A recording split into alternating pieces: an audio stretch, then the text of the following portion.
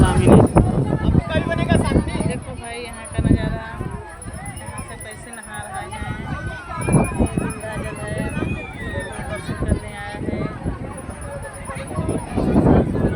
देवरानी है, ये इसका भौजाई है। नहीं जाएगा मांगने तो हो जाता। देख लो भाई, हम सब कोई नहा के तैयार हो गए हैं। अब चलते हैं दर्शन करने के लिए।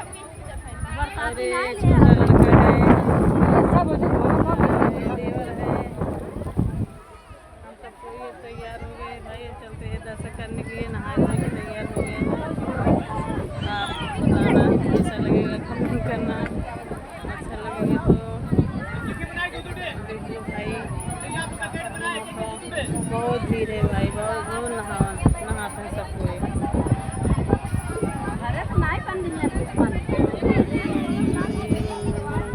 भतीजा का वो